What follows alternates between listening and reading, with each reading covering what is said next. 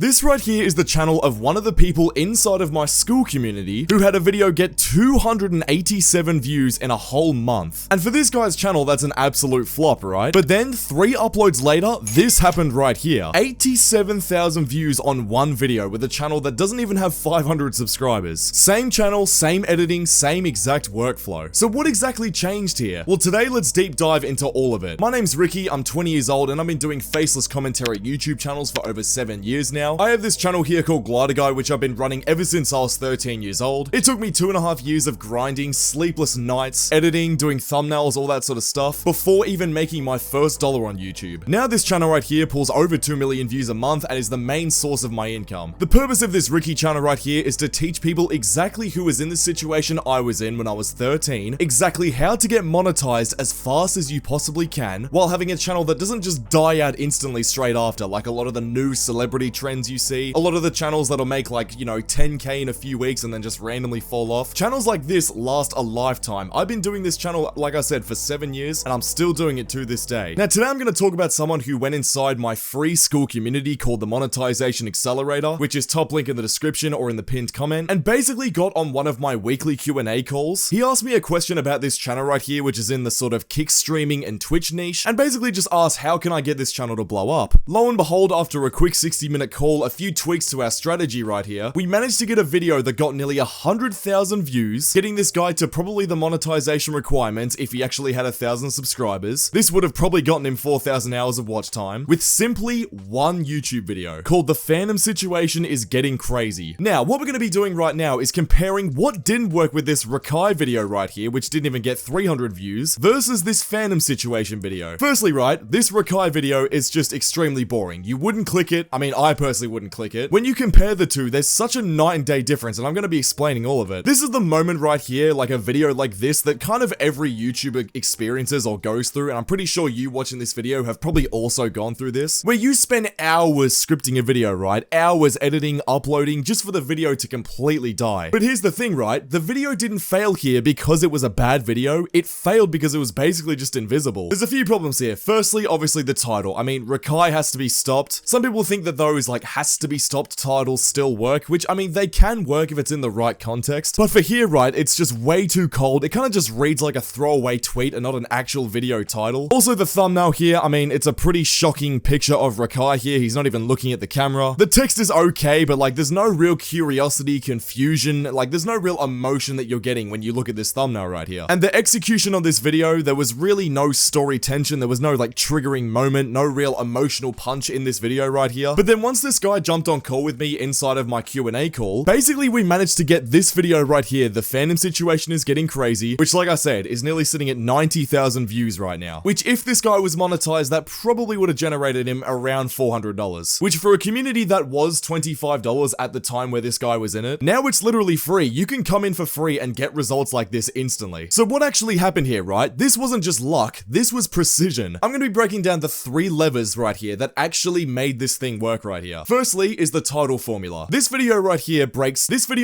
goes with tension and traction. The Phantom Situation is Getting Crazy, right? It kind of sounds like a Twitter breaking news story, right? It's emotional but vague. It doesn't really explain exactly what's going on, but it teases the viewer perfectly, so then they actually click on the video. Number 2 is the thumbnail, so emotion over info. When you compare this Phantom thumbnail to the Rakai thumbnail right here, there's 2 things that pop up into my mind right now. First of all, this picture of Phantom is so much more higher quality than this Rakai one right here. Fully HD, fully like good, whatever. And actually a quick tip on that, if you have a bad photo of someone when you're talking about someone in a YouTube video, there's actually a really easy way to like up the quality right here. If you go to this website called Let's Enhance, you can, I mean, I pay for it per month, but I'm pretty sure you can use the free trial and you still get a certain amount of credits. Basically, you can chuck any pictures you want in here, click enhance, and it'll literally like, you know, like 4 times the quality of the photo. That's just a quick little tip there to like help that part, like the first point here. Now, the second point of this thumbnail is that, I mean, there's actually, well, this kind of goes into 2 points. The facial expression of Phantom is so much better than Rakai. And you might not really notice it, it's very subtle, but the fact that Phantom is looking straight at the camera, he's kind of talking a little bit, so it kind of supports the fact that there's a text box sort of speech thing right here in the thumbnail. That helps so much more than this photo right here where Rakai, you know, it doesn't really kind of look like he's talking, he's just kind of got his mouth open, he's looking somewhere else. Phantom actually looks like he's talking towards the camera. The thumbnail here actually has light. life. And the thing is about these two thumbnails here is that this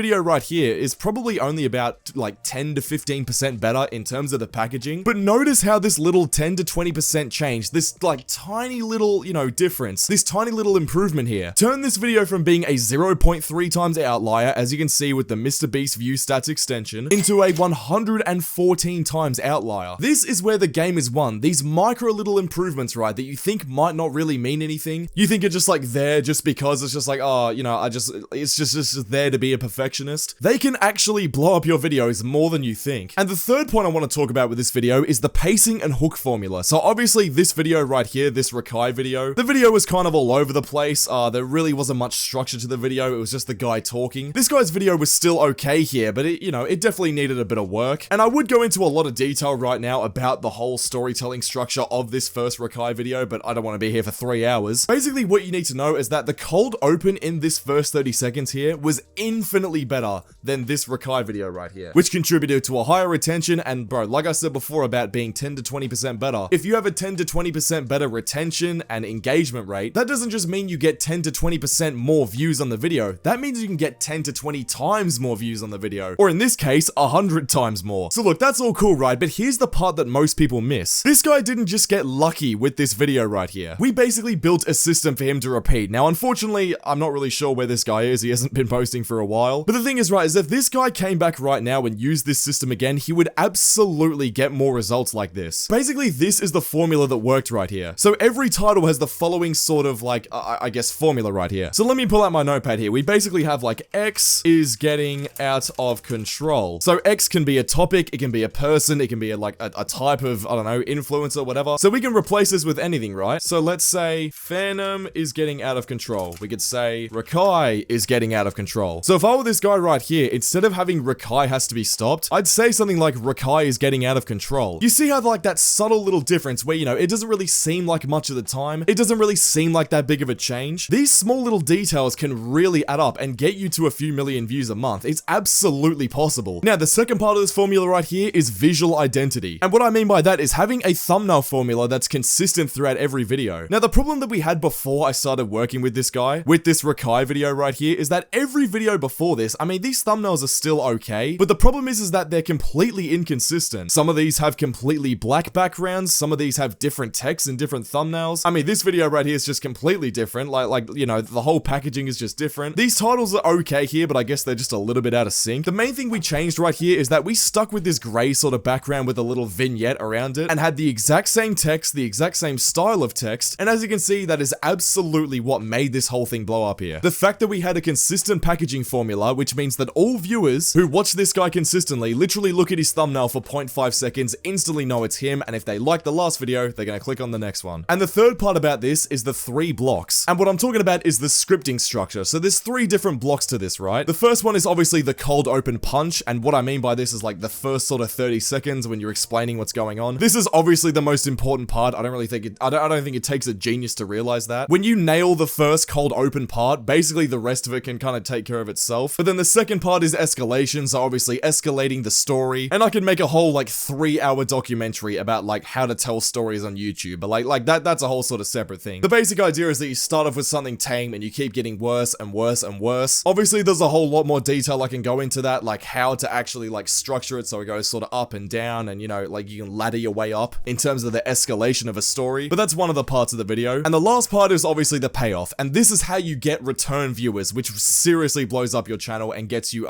like a whole heap of regular viewers. And the payoff is just kind of what happens in the end. So, you know, you have a promise in the title and thumbnail. For example, here it's like the Phantom situation is getting crazy. You might tease the situation throughout the whole video, and then the payoff at the end has to be something to where people feel like, you know, they've actually got what they've clicked for, and at the end of the video they feel satisfied enough to click on another video, like creating a binge session. So right now I'm basically just gonna spit some strategy to you. So obviously, you know, I've shown you this 100 times outlier right here after I got onto a call with this guy, but now I'm gonna talk about exactly how you can copy this strategy right here, because this exact system is what I've been basically handing out for free inside of my school community right here. And actually someone else just joined, let me just approve that right there. Basically this is the step-by-step copy and paste system, which again, I'm gonna have a ton of like different sort of blueprints in this free school community, which again is top link in the description. You can download the faceless editing pack right here, which will make your videos extremely good. There's an entire course which I literally made for free right here. But the copy and paste plan essentially goes like this. So step 1 is that you have to obviously win the packaging war. And by that, I mean making sure you have a consistent formula that actually works and is engaging. Step 2 with the thumbnails is that you have to have instant emotion. So again, like we sort of said here, the difference between this Phantom video right here and the Rakai video is that the emotion is instantly triggered. You instantly can sort of see like Phantom kind of looks like he's talking, saying I'm done right here. Whereas Rakai kind of doesn't look like he's saying I don't care. So it looks a little bit more fake, right? But basically the general rule of thumb is that if your thumbnail doesn't scare, like piss off or trigger someone in some kind of way, like some kind of emotion, then it's not a clickable thumbnail. A lot of people confuse confusion with like actual emotion in a thumbnail. Having something confusing where you have a bunch of things on screen, like we'll probably say this for example right here. This thumbnail where there's like 4 different assets right here, like it kind of looks a little bit confusing. Some people mistaken confusion for like actual emotion, and that's not a good thing to get into. Confusion does not mean people are interested in your videos. Emotion is what intrigues people in. Now the third part about this is that you have to build a repeatable 3-part script. Like I said, the 3-step system I used before is cold open, escalation, and resolution, or like payoff, something like that. There's a whole lot more in terms of your scripting structure, which I go into in my actual Glider Guide videos. I have so much more in terms of structure, like different laddering steps like I was talking about before, where it kind of goes up and down and hooks viewers like literally perfectly. But if you're a beginner watching this video, which you probably are, and just want to get monetized, I'd say the 3 things to focus on are cold open, escalation, and payoff. And these exact scripting structures, templates, all that sort of stuff, I'm going to be uploading all in my school community again. All the thumbnail systems I've put in place, like I'm going to put a whole bunch of like standard operating procedure kind of documents in this school community. You literally do not have to pay a single cent to do this. The only thing is that you have to actually do it. So look, right now I'm building an army of faceless creators who actually want to win. So if you're actually serious about this, again, there's literally nothing you can lose right here. Make sure you join the free school community, top link in the description and in the pinned comment, and I'll see you all over there. Subscribe.